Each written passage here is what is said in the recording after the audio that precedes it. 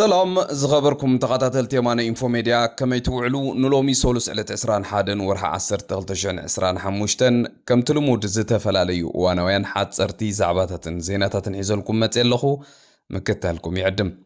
كبرات تقاتلتي كم تقول لك زي زبلو نزا channel لنا معباي حدش زغنكم سبسكرايب كبرو تم زغبركم كا شير لايك كومنت مقبار اي تحمقو كومون كبرات سماعتي نايز مدب تخاتاتلت زخونكم كلهم مدب كل جزء تكاتاتولو مالتي ممبرز نايزا channel كتكونون تخليهم ممبرز نايزا channel اندحر كوينكم دحر استوسن جزء قصر نايت ممبرز اندا وسخمس كده فلي زغونه مدبات مسخاتكم طرح زغبر مدباتون كنسرع سلا نخيل مالتي سلازي ابتا ممبرز تبل طويكم ابو ممبرز كتكونوا تخليهم ورحاوي كبلكم فتو قدمي ناب مدباتي محلافي كبرات سماعتي حنتي مسجانا لاتني بمولوهم أبزي channel زي ننوي حوان تكاتاتولو درجة كل جزء نزمة دبز زي تحلفوه بستفل عليه بكومنت بخالق مرالاو دقفن تقبرو لي كلهم تكاتاتلتي بلبي كمسكنوكم فتو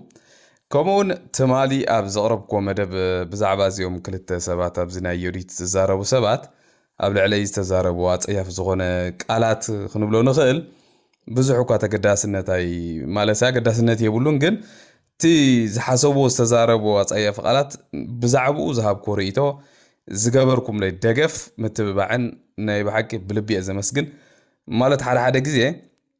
انتاي تسرح خمزة لخا ويتصبق تسرح لخا ويحماق تسرح لخا اتنات أبراق أب هزبي خاطريو أبتناي هزب رياكشن يخات تفولتو مالتي سلازي حدا جزيه ون تصبق اللخو ندابلكا جيجا ختقاقا سلاتغل اتتمال استوهب رئيتوتات كومنتات متببع قلقن كاب متن نلعلي كاب تتصبيز نبر كل لعلي بايزوي درجاتي سانتي عتن percent كابو نلعلي بوزيتيف زخونه كومنت سيتوهيبو نزوم سبات يومون اتعلاماناون سب نخفولطوم اكسبوز مقبار وي مقلع طرح ينبر نعوم قبره ملسيبكا ياب كان ولا حنت ترغم زلو ነገር ከም ዘይኮነ ይነግረኩም ዝደሊ በዛ አጋጣሚ ሕጁን ደጋጊመ ንኹልኹም ከመስግነኩም ፈቱ بمجمرتا كزارة بلاد اللي زلخو خبرات تخاتلتي حجون دقيمنا بزعبازهم أبديسا بات أسيروم زلو أبلات مريحنت برغير نحمدو ناي إثيوبيا جنفرنا إثيوبيا مالتي بزعبهم زملكتي كساب حجي اتهم سبات أب تحتي كيدي ويكاب تحتي بيت ما أسرتي كم زلو كاب استفل عليه سبات سمعنا لنا بزع سباتون بزعبهم أم حبراو ميديا يتصحفو لو جون دقيمنا دقاقيمنا نقولو دلاي فتحي قبل على زوم سوات زيوم ستوس ده سجوم تقنع خم زي كونه بزخونه يكون مخنيات مأسوري مخنياتون بمنجس إثيوبيا وقعوا زخونه مجلس خوهاب كم زلون دحرنا يبحكي منجس إثيوبيا يدل يوم تقوين زوم سبات زيتي بقدام نتكسر حلو زلوا مالتي بقال قال مجد قديفك منجس إثيوبيا ون زوم سبات زياتهم ترى سبات ويسدتنياتات راح زي كونوا مراحتين أي حدا من قصاص نمنجس إثيوبيا أمينهم ونبي إثيوبيا خوفيلهم نقال سيلهم استبقسو من أسيات كم زغونون بإيميل اللي بخال استفل عليه مقدي سقطتها كجبر كخيلها اللوز بالرئيتو لني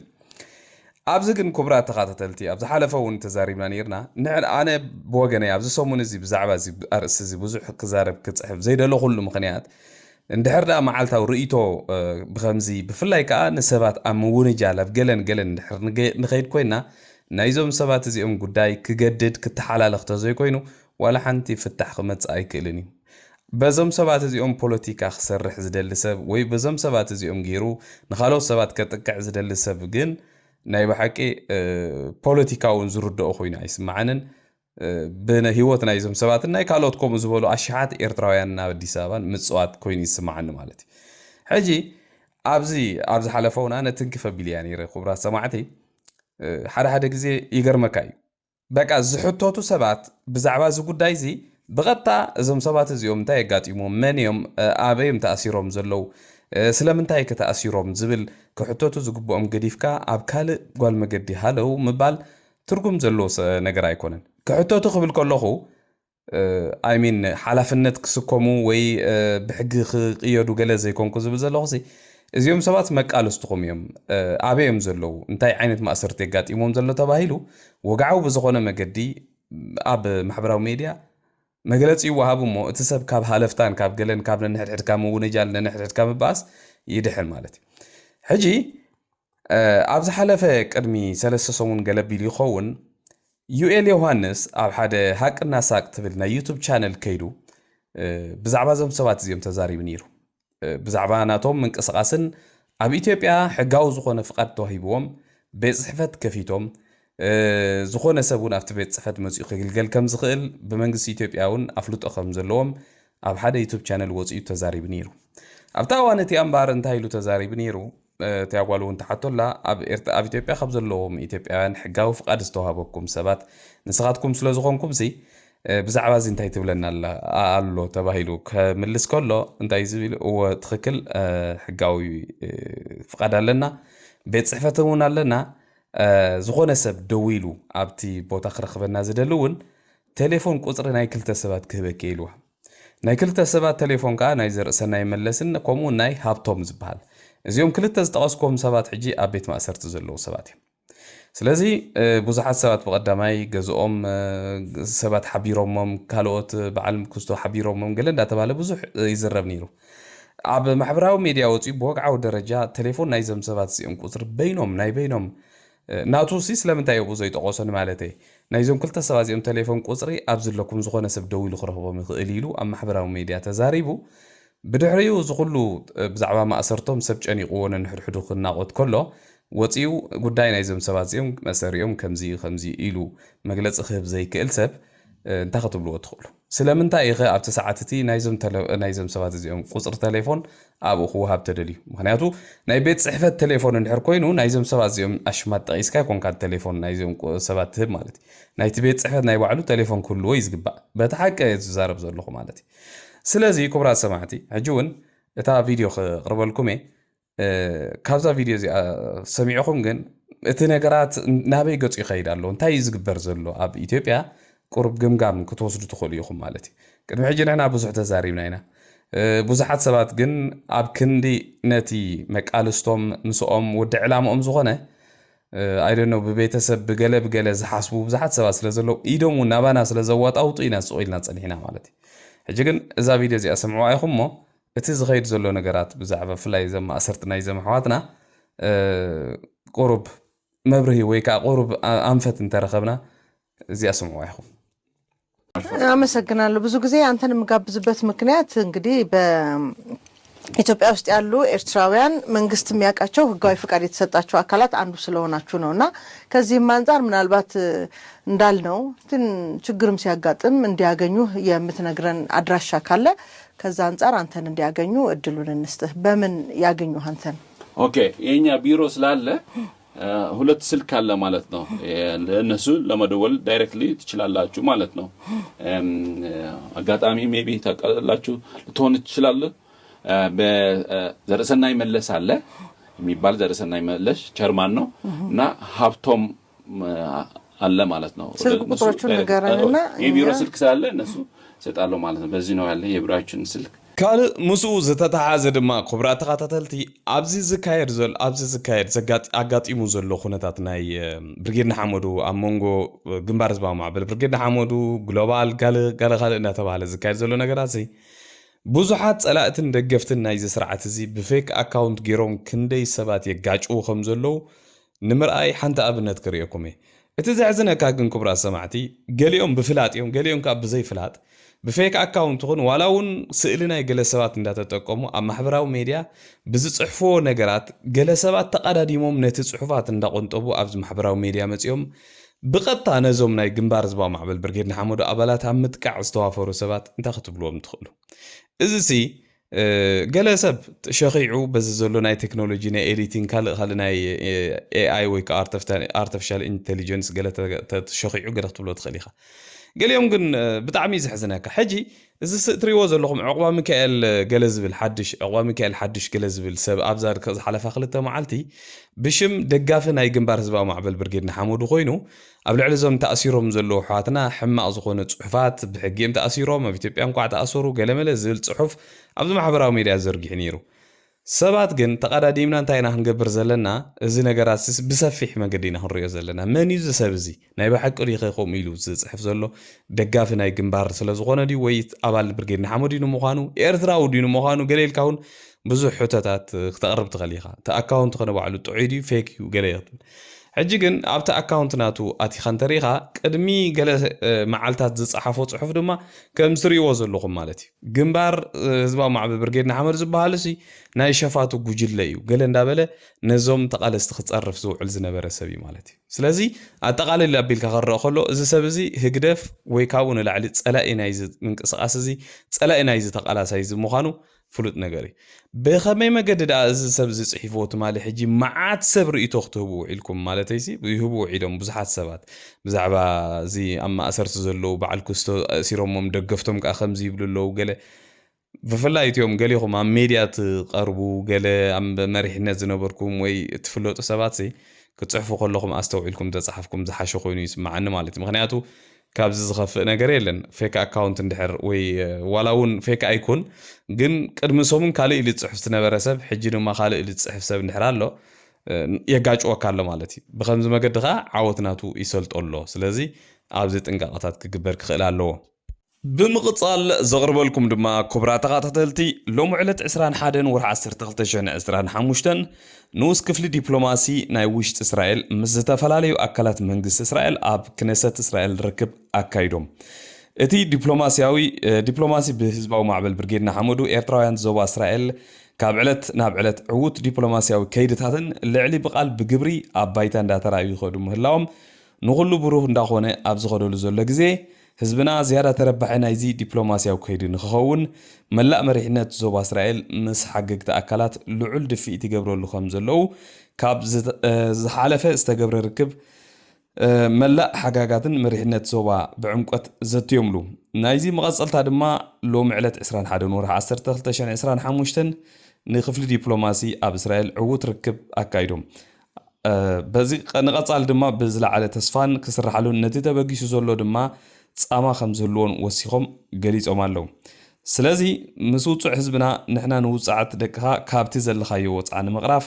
ገሌና ብዲፕሎማሲ ገሌና ብባጀት ገሌና ብሓሳብ ገሌና ድማ ብሂወት ምኽፋል ወፃዓኻ ንምቑፃይን ምቕራፍን ለይትን መዓልትን እንዳስራሕና ንርከብ ስለዚ ኩሉ ተቓላሳይ ካብ ምጥምማትን ጓል መገድን ተኣልዩ ቃልስን ክዕወት ናይ ዘለዎ ክረባረብ ይግባእ ኣብዚ ሰዓት እዚ ነዚ ቃልሲ ዋጋ ምኽፋል እምበር ናይ ምፅብፃብን ኣነዶ ይሓይሽ ወይ ንስኻ ንብለሉ ግዜን ወቕትን ኣይኮነን እንታይ ደኣ በየን መገዲ ነዚ ስርዓት ክእለ ከም ዘለዎ ምሕሳብ የድሊ ክፍሊ ዲፕሎማሲ ህዝባዊ ማዕበል ብርጌድ ንሓመዱ ኤርትራውያን ዞባ እስራኤል ዓወትና ብቕልፅምና ካልእ ዘቕርበልኩም ድማ ክቡራት ሰማዕቲ ኣብ ዝሓለፈ እዋን ካብ ስርዓት ህግደፍ ዝተፈላለየ ፀቕጢ ምስ ወረዶ ካብ ውሽጢ ኤርትራ እውን ንቁርብ ኣምሊጡ ዝወፀ ሓደ ስነ ጥበባዊ ኢሳያስ ደበሳይ ዝበሃል ብወግዒ ናብ ደለይቲ ፍትሒ መፅኡ ኣብ ሓደ ኣጋጣሚ ናይ ብርጌድ ንሓመዱ ብዝነበረሉ ኣሜሪካ ተሳቲፉ ብድሕሪኡ እውን ኣብ ናይ ሰልጠነ መደብ መፅኡ ይቕረታ ሓቲቱ መቸም ካብቲ ስርዓት ህግደፍ ዝበሃል ዝተኣልዩ ከም ዘሎስ ኦልሬዲ ኣረጋጊፅና ኣለና ማለት እዩ ሕጂ ኣብቲ እዋን እቲ ናይዚ ሰብ እዚ ናብ ኣሜሪካ ናብ ደለይቲ ፍትሒ ምምፁ ብዙሕ ኣዘራራብ ዛዕባ ኮይኑ ነይሩ ኣብቲ እዋን ከም ኣጀንዳ ኮይኑ እውን ብዙሕ ቀፂሉ ብዙሓት ሰባት እውን ብሰንኩ ዝተባእሱ ኣለዉ ምሳይ ዝተባእሱ ብዙሓት ሰባት እውን ኣለዉ ብፍላይ ኣብዚ ስዊዝ ዝነብሩ ሰባት ንምንታይ እንኳዕ ድሓን መፅኣ ኻይልከዮ ኢሎም ብዙሕ ዝዛረቡ ሰባት ሰሚዐ ነይረ ኣብቲ እዋን እቲ ግን ኣነ ናተይ መርገፂ ካብ ህግደፍ ወፂኡ ናብ ዝቃልሲ እዚ ክፅምበር እየ ዝበለ ሰብ ኣይትፅምበርን ኢኻ ወይ ኪድ ኢለ ዝዛረበሉ ምክንያት የለን ብሕጊ እንድሕተት ኮይንካ ኣብ ሰዓቱን ግዜኡን ሕጊ ሓቶ ኣብዚ ሕጂ ሰዓት ግን ዝገበርክዎ ተግባራት ይቕረታ ኢሉ እንተተሓዊሱ ፀገም ዘለዎ ይኮነን ኣብቲ ቃልሲ መፅኡ ተሳታፊ ክኸውን እንተኮይኑ ከዓ ናይቲ ቃልሲ ቅጥዕታት ኣማሊኡ ክቃለስ ክኽእል እዩ ዝብል እምነት ስለ ዘለኒ ኣነ ሽዑ ኣነ እውን ከምኡ ኢለ እታ መርገፂ ኣቐሚጠ ግን ገለገለ ሰባት ግን ናቱ ምምፃእ ዘይኮነ ሕዚንዎም ብኡ ቢሎም ክሃርሞ ዝደልዩ ብዙሕ ዘረባ ስለ ዝነበረ መቸም ሽዑ እቲ ዘረባ ብከምዚ ሓሊፉ ንብለኩም ሕጂ እውን እዚ ኢሳያስ ኣለቃ ኣብ ሄኖክ ኤርፒኤም ማለት እዩ ኣብ ዝቐረባ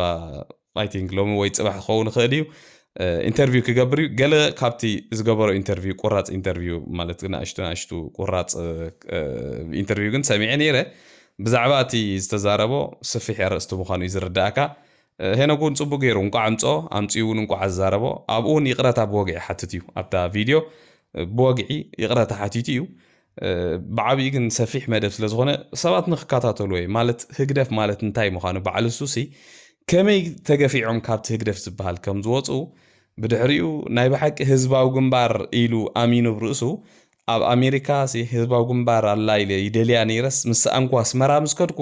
ዋላ በስመራ ዘየላ ፀኒሓትኒ እዩ ዝብል ግን እታ በስመራ ዘላውን ህዝባዊ ግንባር ምዃና እዩ ግን ንሱ ካልእ ህዝባዊ ግንባር እዩ ብርእሱ ኣቕሚጡ ነይሩ ማለት እዩ እዚ ኮይኑ በቲ ግን ሓንቲ ካብተን ዝሰማዕኮና እሽቲ ቪድዮታት ናቱ ከዓ ከስማዓኩም እየ ስለዚ ከምቲ ድበልኩ ኸ እዩ ተቃንዛ ናይቲ መንእሰይ ስቃይ ኩሉ ሲ ኣሎ ኣብ ገዛ ኣሎ ስናዓይ ደጓነፈኒ ሂወት ናይቲ ቃንዛ ናይቲ እሞ ዝኾነ ከምቲ ድበልኩ ከምዚ ምክንያታት ያቲ ድመስል ከምዚ ነይረ ከምዚ ምባል ስለዚ በቲ ድበልከ ይቕሬታ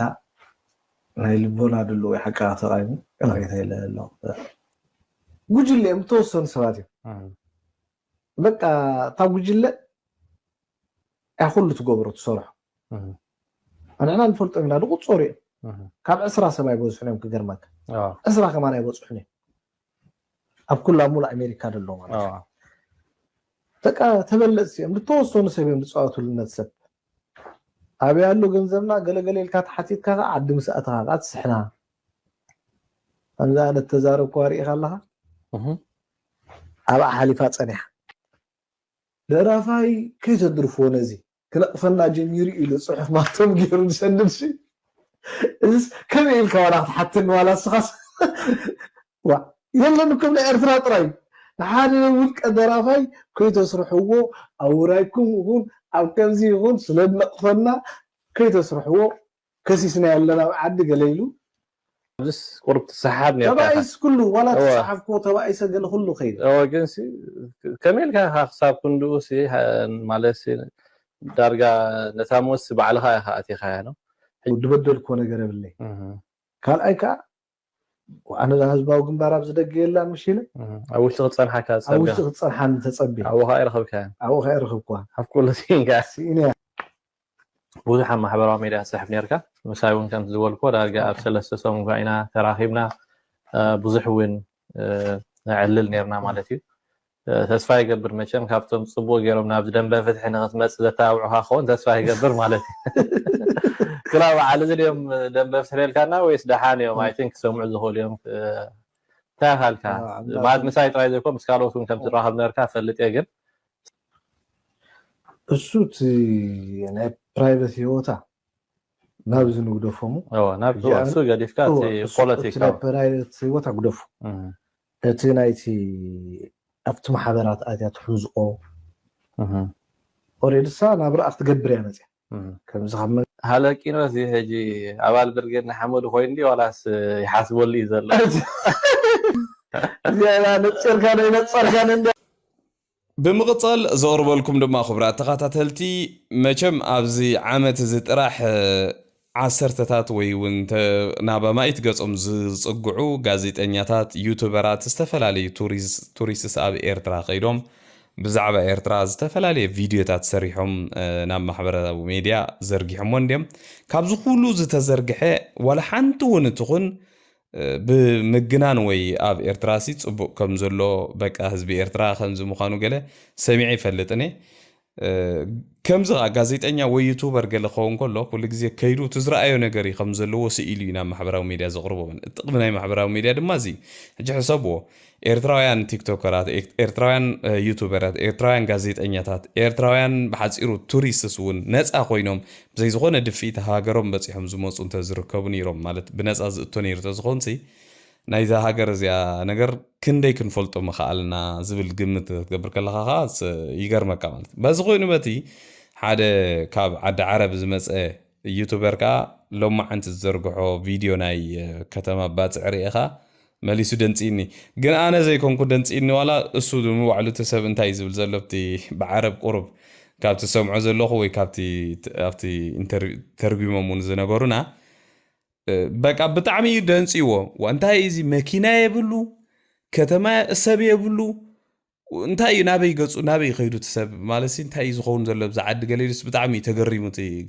ሰብ ማለት እዩ ብዝኾነ ከም ስሪዎ ዘለኹም እቲ ቪድዮ እዩ በቃ ሃገር ሰሪሕና ርእሲ ናይ ሰብ ተሰሪሑ ሃገር ተወንጭፋ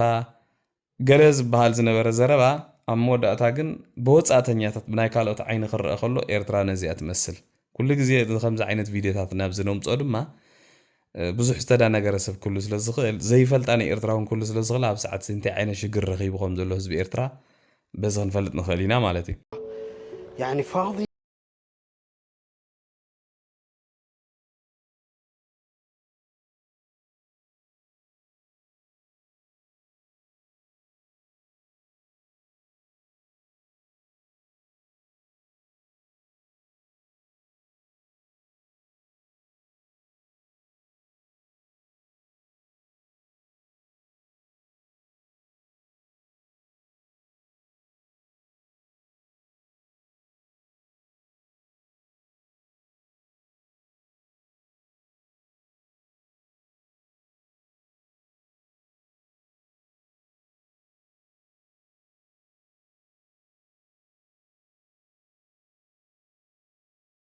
عثماني على إيطالي طبعا لأن مروا عليها العثمانيين مروا عليها المصريين مروا عليها الطليان مروا عليها الإنجليز اللي يبغى تاكسي شوف يجي هنا ماشي السياير في الشارع توقف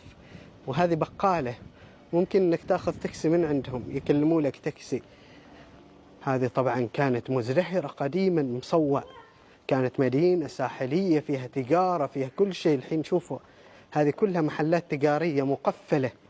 كلها مقفلة شوفوا ما شيء حركة هذه شوفوا كلها محلات تجارية هذه أصبحت بهذا الحال شوفوا مهجورة مدينة مهجورة بمعنى الكلمة يعني ما في سكان هذا هنا شكله مطعم أخيرا نحصل مكان ممكن نشرب قهوة راكان عادي هذا قررنا نجلس هنا شوي ناخذ رست احنا جينا انا من عمان وهو جا من السعوديه اي جينا سياحه بس وين ما في حد كله ناس ما في بشر وين الناس ካልእ ኣብዚ ሰሙን እዚ ህግደፍ ብማሕበራዊ ሚድያ ዝዘርግሕዎ ንፕሮፓጋንዳ ኢሎም ሓደ ቪድዮ ነይሩ ብቐዳማይ እውን ገለ ክፋል ካብ ኣስሚዐኩም ነይረ መንእስያት ንኣሽቱ ክንደይ ዓመት ካድረ ምሂሮም ናብዚ ማሕበራዊ ሚድያ ዝፈነውዎም ሰባት እንታይ ይርኤካ መሲልኩም ናይዞም ሰባት ኢንተርቪው ኣነ እንታይ ተማሂረ ካብዛ ኢንተርቪው ዝሰድዎ ናይ ህግደፍ ቶታሊ ኣብዚ ዘለናዮ ዘመን ኣብዚ ናይ 2025 እዚ ናይ ዲጂታላይዜሽን ዘመን ብስርቂ በገለ ብምትላል ተዘይኮይኖም በቲ ናይ ሓቀኛ ናብራ ኣብዚ ዘመን እዚ ከም ዘይበጽሑ ይዝረዳእካ በቃ ትዛረቦ ዝሓስብዎ ገለ ዋላቶም ነቶም መንእሰያት ካድርነት ኣምሂሮም ዝፈነውዎም ተራ መንእሰይ በቃ ንእሽተይ መንእሰይ ብዛዕዲ ተወሊድ ዝዓበ ንዕኡ ኸታልሎ ዘይክእል ወይ ንዕኡ ኸእምን ዘይክእል ዘረባ ብጣዕሚ ይገርመካ ሕጂ ብዛዕባ ሰልፍ ሪላንስ ወይ ከዓ ርእሰ ምርኮሳ እንዲ ዝዛረብ ዝመንእሰይ ብዙሕ ተዛሪቡ ባይዘወይ ግን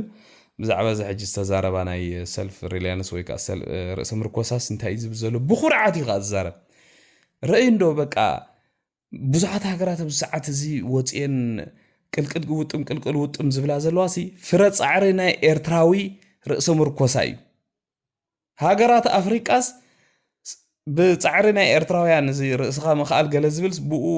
ርእስና ንኽኣል ኢለን ክዛረባ ወፅየን ኣለዋ ናብ ዓለም ናብ ጎደናታት ገለ ይብለና ኣሎ ሕጂ እንታይ ተራእየኒ እዞም ኩሎም መንእሰያት ኤርትራውያን ኣብ ኣዲስ ኣበባ እዞም ኩሎም መንእሰያት ኤርትራውያን ኣብ ኡጋንዳ ኣብቲ ጎደናታት ዝረኣኹሞም ኣብ ደቡብ ሱዳን ኣብ ሊብያ ኣብዚ ኤውሮጳ ዲ ትቁፀሩ ኣብ ኣሜሪካ ኣብ ኣብያተ ፅሕፈት ናይ ስደተኛታት ወረቐት ከውፅእ ኣብ ብስደት ብዝተፈላለዩ ጫካታት ገይሩ ክሰግረ በዓል ኬንያ ዝተሓዝ እዚ ኩሉ ዝርእዩ ዘለው ዜጋታት ናይ ካልኦት ሃገራት ብዛዕባ ኤርትራ ርእሳት ክእል ኢሎም ክሓስቡ እዮም ኢሉ ይሓስብ ማለት ድዩ ዝሰብ ሕጂ ብርእሱ ናይ ብሓቂ ከም ዝሓስብ ሰብ ኣሎ ማለት ድዩ ብኤርትራ ይድንፅወካ እዩ በቃ ሓደ ግዜ በቃ እቲ ሃገር እንታይ እያ ትኸውን ዘላ ገለ ኢኻ ትብል ማለት እዩ ሕጂ ከምዚ ኢሉ ዝሓስብ ሰብ እንድሕር ኣሎ ወይ ገለ ብሓንጎሉ ገለ ሰኺዖምሉ ወይ ዝሓመመ ሰብ ጥራሕ ክሓስብ ዝኽእል ምክንያቱ ብዛ ሰዓት ኣብ ዝኾነ ይኹን ክፋል ዓለም ከይድካ ኤርትራዊ ብዝኾነ ይኹን መለክዒ ኣብነት ክኸውን ኣይክእልን እዩ ኣብ ዝኾነ ክፋል ዓለም ከይድካ ማለት እዩ ብስደተኛ ደረጃ ብውልቂ ክኸውን ይኽእል እዩ ብስደተኛ ግን ኤርትራውያን ኣብ ስዊዝ ምፃእ ኣብ ኣሜሪካ ምፃእ ኣብ ገለ ምፃእ እንትርፎ ብስግረዶብ እንትርፎ ብናይ ስደት ኣብ ዝተፈላለዩ ሃገራት ብባእሲ ድዩ ብካልእ ነገራት ኣብ ኣፍሪቃ ከዓ መብዛሕትኡ ግዜ ብብዝሒ ከምኡን ዘይሕጋዊ ስደተኛ ዘይሕጋዊ ወረቐት ብምሓዝ ገለ ተዘይኮንስ በይናይ መለክዕ እዩ ኣብነት ክኸውን ኤርትራዊ ዝኽእል ኣብቲ ብኤርትራዊ ደረጃ ማለት እዩ ኣብ ገለ ሃገራት ኦፍ ኮርስ ኢንቨስት ዝገበሩ ብዙሓት ሓያላት ሰራሕተኛታት ገንዘብ ዘለዎም ገለ ክህልው ይኽእል እዮም ግን ንሶም ንብሙሉእ ኤርትራዊ ዘሎ ዝውክሉ ኣይኮኑን ንውሕዳት ጉጅለ ወይ ነብሶም ዝውክሉ ጥራሕ እዮም ክኾኑ ዝኽእሉ ግን سمعوا يخم نزحونا ቅልቅል ዝብላ ሃገራት ኣፍሪቃ ትርኢ የለኻ ሕጂ ነፍስና ክንክእል ኢና እንደልዝብል ከምኡ ዝብል ሕብረተሰብ ትርኢ የለኻ ውፅኢት ንቕሓትካ እዩ ማለት እዩ ውፅኢት ኤርትራዊ ንቕሓት ማለት እዩ ካልእ ዘቕርበልኩም ድማ ክቡራት ተኸታተልቲ ሎማዓንቲ ናይ ኢትዮጵያ ሰበስልጣን ሓደ ናይ መረጃ ድህንነትን ሬድዋን ሁሴን ወይ ከዓ ናይ ፕራይም ሚኒስተር ኣብይ ኣሕመድ ኣማኻሪ ማለት እዩ كمون ناي قرن أفريقيا مخاري بريزيدنت ناي مخاري ناي برايم مينستر أبي أحمد زخونة أتو جيتاچو ردان كالوت لعلوت سبسلطان وتادراويان كمون ناي كل العفار لعلو سبسلطانن أب جنبار بوري ويك أب بوري تبعيلة تخفلت كتما لكبابي 7 كيلومتر كاب بعسب مالتي مبصح فتصيمو مالو إذا لو ما عند صفات صمو مبصح دروب هقدف قبر ملس توعي بولو يبعلي مانا تشارلي أب تويتر متيوم زي بروفوكيشن ወይ ከዓ በቃ ንኹይናት ዝቁስቁስ ነገራት እዩ ብምባል ብዙሕ ክዛረብ ጀሚሮም ኣለው ብዙሓት ኢትዮጵያውያን እዚ ኩነታት እዚ ብፍላይ ሕጂ ናብ ከተማ ቡሬ መብጻሕ በዞም ላዕለዎት ሰበስልጣን ናይ ድህንነትን ከምኡን ኣማኽርቲ ናይ ፕራይም ሚኒስተርን ናይ ዓሰብ ጉዳይ ዘይተርፍ ከም ዝኾነ ናይ ዓሰብ ጉዳይ ሲሪየስ ዝተሓዘ ዘይተርፍ ኩናት ከም ዘሎ ዘመላኽቱ ገለ ዝብሉ ብዙሓት ሰባት ኣለው ኣብዚ ዝሓለፈ ክልተ መዓልቲ ኣብይ ኣሕመድ ምስ ላዕለዎት ሰበስልጣን ናይ ኦሮሞን ናይ ትግራይን ጥራሕ ናይ ኣምሓራ ሰበስልጣን ዘይብሉ ኣብ ባሌ ዝተፈላለዩ ከባቢታት ናይ ኦሮሚያ ኣዝዩ ርሑቕ ዝኾነ ባሌ ዝበሃል ከባቢታት ዑደት ክገብር ይቐንዩ ኣብኡን ብዙሕ መልእኽታት ኣመሓላሊፉ ኣሎ ብፍላይ ንትግራይ ዝምልከት ብዛዕባ ምግንፃል ከቢድ መጠንቀቕታ እውን ኣመሓላሊፉ ብዛዕባ ናይ ህወሓት ዝገብርዎ ዘለዉ ናይ ምግንፃል ዓይነት ዘረባ ማለት እዩ በዚ ኮይኑ በት ግን ብወገን ህግደፉን ዝተፈላለዩ ምድላዋት ከም ዘሎ እዩ ዝንገር ብወገን ኢትዮጵያውን ሰራዊት ኣብ ምስልጣን ኣዝዩ ጽዑቕ ኣብ ዝኾነ ስራሕ እዮም ተዋፊሮም ዘለው እዚ ናይ ሎማዓንቲ ዑደት ናይዞም ሰበስልጣን ግን ሓደ ምልክት ናይ ሕማቕ ኩነታት ከም ዝኾነ እዩ ዘመላኽት ማለት እዩ ኣብ መወዳእታ ዘቕርበልኩም ድማ ክቡራት ተኸታተልቲ ሎማዓንቲ ኣብ ርእሲ ከተማ ሱዳን ካርቱም ዝተኻየደ ናይ ድሮን መጥቃዕቲ ኣዝዩ ኣሰንባዲ ዝኾነ መጥቃዕቲ ነይሩ እቲ ንኣስታት 2 ዓመት ሙሉእ ካብ ስራሕ ወፃኢ ኮይኑ ዝጸንሐ ማዕርፎ ነፈርቲ ካርቱም ነዊሕ ዝወሰደ ናይ ምትዕርራይ ስራሕ ተኻይዱሉ ድሮ ንበረራታት ድሉ ኣብ ዝኾነሉ እዋን በቲ ብመሐመድ ዳጋሎ ዝምራሕ ሓይሊ ዝተሰዳ ድሮናት ናይ ኣጥፊኻ ምጥፋእ ድሮናት ማለት እዩ እቲ ኣየርፖርት ከም ዝትሪእዎ ዘለኹም ብዝሕዝን መልክዑ ማለት እዩ ከም ብሓድሽ ዓንዩ ኣሎ እዚ እንታይ ዓይነት ኩናት እዩ ዝካየድ ዘሎ ብሱዳን ዘደንፁ ኩነታት እዩ ምክንያቱ ንኣየርፖርት ንናይ ትካላት ጥዕና ብፍላይ ከዓ ኣብቲ ዳርፉር ከባቢ ዘሎ ሆስፒታላት ኣብያተ ትምህርቲ ህዝቢ ዝተኣከበሉ ብድሮናት ጌርካ ህዝቢ ምህላቕ እዚ ናይ ካልኦት ሃገራት ዕላማን ምትእትታውን ከም ዝኾነ ይዝረዳእካ ምክንያቱ ሱዳናዊ ዝኾነ ሰብሲ ወላ በዓል ስልጣን ይኹን ወላ አንጻር ይኹን ገለ ይኹን ኣብ ልዕሊ ናይ ሲቪል ትካላት ከምዚ ዓይነት ጭካነ ክፍፅም ኢልካ ዘይሕሰብ እዩ ማለት እዩ ማለተይ ክፍፅሙ ይኽእሉ እንዲኦም ግን ብድሮናት ገለ ጌርካ ክንደይ ግዜ ዝወሰደ ናይ ኣየርፖርት መጥቃዕትስ ናይ ሲቪላዊ ኣየርፖርት ከምዚ ይግበርን እዩ ዋላ ብመንጎ ኤርትራን ኢትዮጵያን ኣብ ካልእ ኩናት እንዳሃለዎ ከሎ እቲ ናይ ሲቪላዊ ኣየርፖርት ብዙሕ መጥቃዕቲ ይወርዶን እዩ ኮሚዩቲ ሕግኻ ማለት እዩ በዚ ኮይኑ በቲ እቲ ናይ ሎማዓንቲ ከዓ ልክዕ እቲ ኣብ ሱዳን ክኸይድ ዝቐነየ ነገራት ከዓ ናብ ሓድሽ ነገር ከእትዎ ከም ዝኽእል እዮም ዝዛረቡ ዝኸበርኩም ተኸታተልቲ እምበር ንሎሚ ናይ ምሸት ኣዳልየልኩም ዝነበርኩም መደባት ነዚ ዝመስል ኣብ ዝቐፅል መደብና ክሳብ ንራኸብ ደሓና ምሲዩ